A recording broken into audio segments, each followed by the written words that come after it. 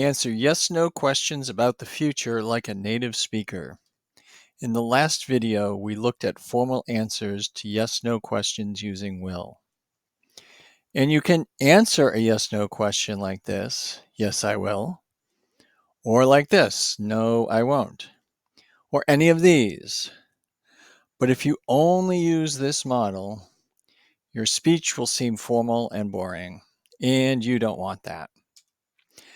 I recently created this video about how to ask yes/no questions using will. Let's look at some of the questions and discuss how a native speaker might answer them. The first group of questions examined asking about attendance and plans. For example, will Marta be in class tomorrow? This is a rather formal request for information. There is nothing exciting about it. Here, it is perfectly fine to say, yes, she will, or no, she won't. But maybe you don't know the answer. Then you could say, I don't know, or I'm not sure. What about this question? Will you go to the concert next week? This is a more exciting question. It deserves a more exciting answer. You could say, definitely. Of course. I wouldn't miss it. I'll be there. This is a bit more reserved, but still shows you're somewhat excited about the concert. But what if the answer is negative? Don't say, no, I won't. No, I won't sounds like you don't want to go. Say, sorry, I can't, and then make up an excuse.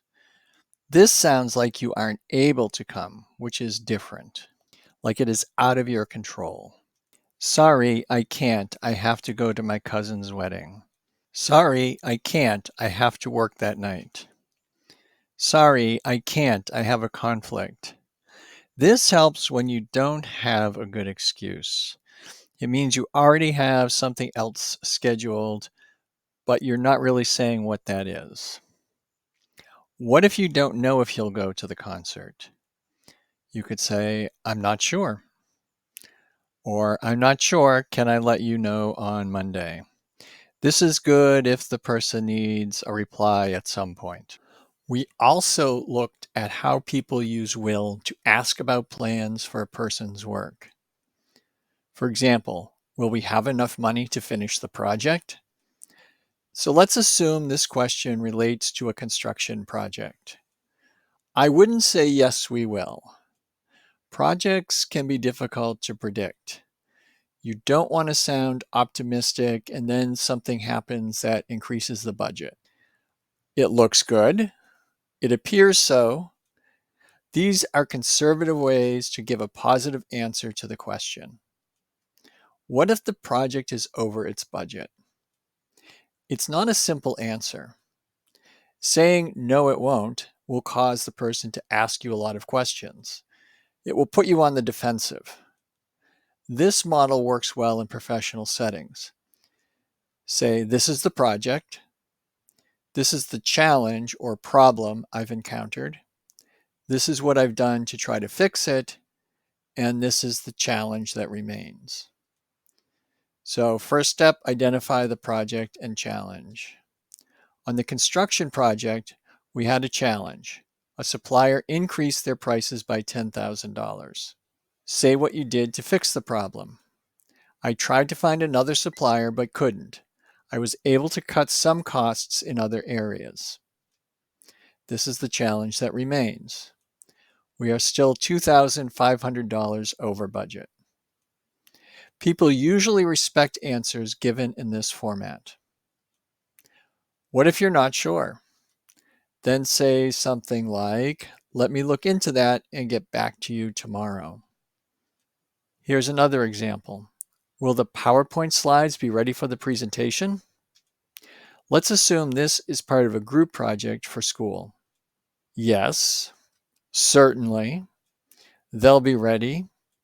These are all good positive answers.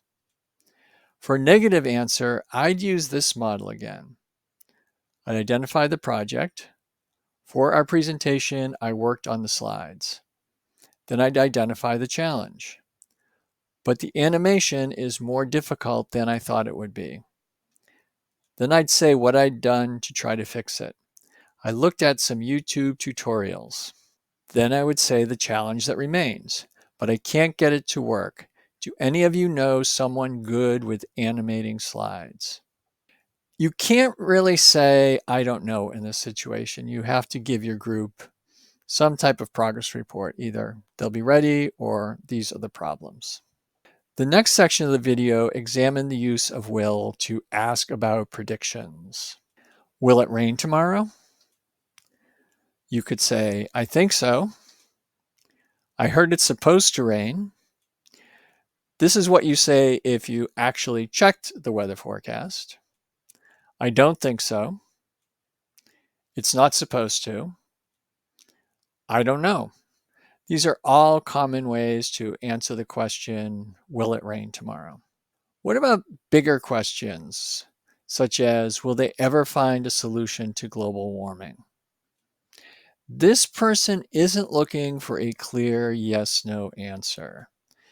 This is more of a way of starting a conversation.